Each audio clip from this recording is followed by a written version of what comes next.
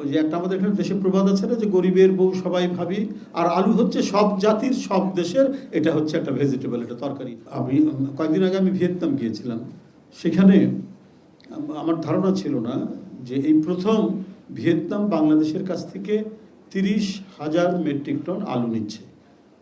তো এই যে আলু, যেটা সচিব মহোদয় বললেন যে আলু একটা মৌসুমে কখনো কখনো মানে পচে যায়, বিক্রি হয় না, এমন বিশেষ করে আমি যে এলাকার লোক, সেই এলাকাটা একবারে আলুর এলাকা, টোটাল রংপুর বগুড়া টুকরা টোটালটা সেই এমনও হয়। আবার কখনো কখনো দাম অত্যাধিক বেড়ে যায়, আবার কখনো কৃত্রিম সংকট তৈরি করে সিন্ডিকেটের ইয়ের মধ্যে দিয়ে। কিন্তু আমাদের আলুর যে খুব একটা ঘাটতি হবে সেটা নয়।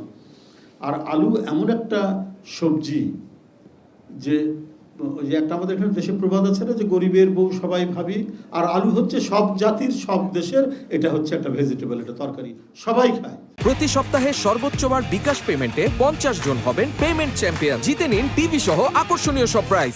তো সুতরাং আমাদের কোনো কিছু মানে বাড়তি থাকার কথা না, কোনো কিছু নষ্ট হয়ে যাওয়ার কথা না। এটা আমরা যদি এক্সপোর্টের দিকে যদি আমরা মানে চিন্তা করি, অনেক আগে থেকে চিন্তা করতাম, ভিয়েতনাম 1 লক্ষ টন আলু নিতে চেয়েছে, তার মধ্যে 30,000 টন এইবার নিচ্ছে।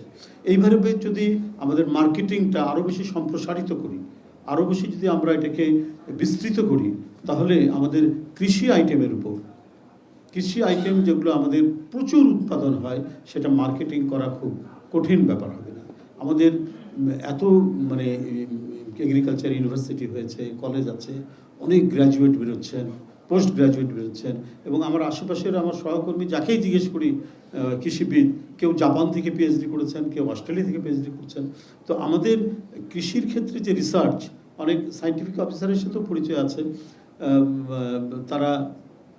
তাদের কথা অনেকে বলেছেন যে বিরাট যে সম্ভাবনা, পটেনশিয়ালিটি যেটা আছে, সেটাকে আমাদের সম্পূর্ণরূপে ব্যবহার করতে হবে এই মেধাগুলো। তাহলে আমাদের কৃষির ক্ষেত্রে কোনো ধরনের বাধা, প্রতিবন্ধকতা সেটা আমাদের থাকবে না। আমি ওই যে বলেছি যে একজন মানে সাধারণ মানুষ হিসেবে সাদা চোখে যেটা আমরা দেখেছি। প্রতি সপ্তাহে সর্বোচ্চবার বিকাশ পেমেন্টে 50 জন হবেন পেমেন্ট চ্যাম্পিয়ন। জিতে নিন টিভি সহ আকর্ষণীয় সব প্রাইজ। এখানে আমের মানে অফ টাইমে, অফ সিজনে আমের যে হিমাগারে রাখা, মানে আমের কোল্ড স্টোর করে আমকে রাখা, পরবর্তী পর্যায়ে যখন স্ক্যারসিটি হবে, আম পাওয়া যাবে না, তখন তো ইয়ের থেকে বের করে সেটা দেওয়া যায়। তো সেরকম এটা করা সম্ভব কি না?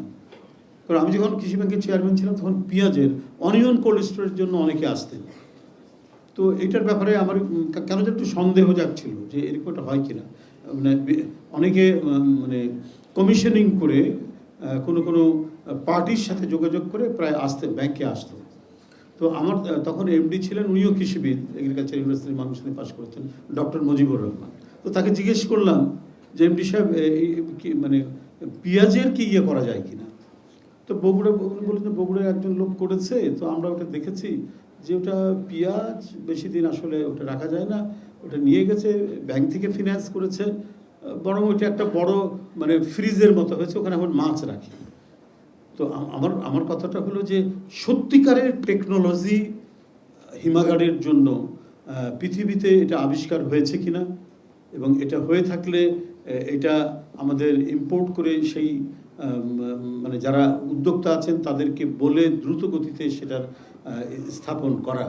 কারণ আমি নিজে এই কী বলে অনিয়ন হিমাগারের কোনো ইয়ে পাইনি, মানে যথার্থতা পাইনি যে এরকম এটা হতে পারে। এখন এর মধ্যে আবার এটা ডেভেলপড হয়েছে কিনা আমি এটা বলতে পারবো না।